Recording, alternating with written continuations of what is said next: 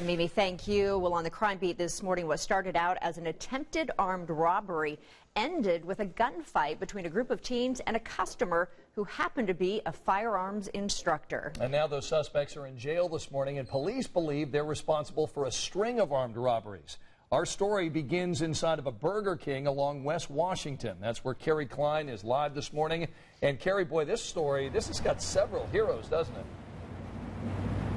It really does, Scott. Starting with that firearms instructor who was armed with a gun and a license to carry it. So he was just finishing up his business, getting his meal inside this Burger King last night around 8:30. He was walking out as three armed suspects were walking in, covering up their faces, and that is when he realized something was going on. Now, according to police, those three suspects, described as teenage boys, were pointing their guns at customers and employees inside as that man walked back inside. He told them to put their guns down. They didn't, and both sides started firing. The teens got away, but you know what? They didn't get too far. 20 minutes later, they were in police custody.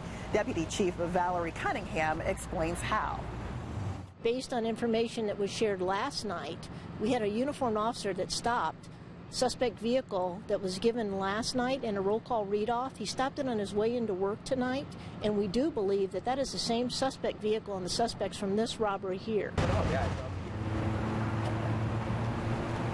Police say there have been a string of armed robberies at local convenience stores and fast food restaurants, and they all involved the suspect description and the SUV those teens were driving last night. So this was two cases of see something, do something. Police give high praise to that firearms instructor who knew exactly what to do and when to do it. And coming up in our next hour here on Sunrise, we're going to share what police have to say about people who do have a license to carry and how to be responsible gun owners in dangerous situations like the one that unfolded inside this Burger King last night. Julia, Scott. Yeah, what a wild story there at Burger King. All right, Carrie, thanks. We'll see you in a little bit.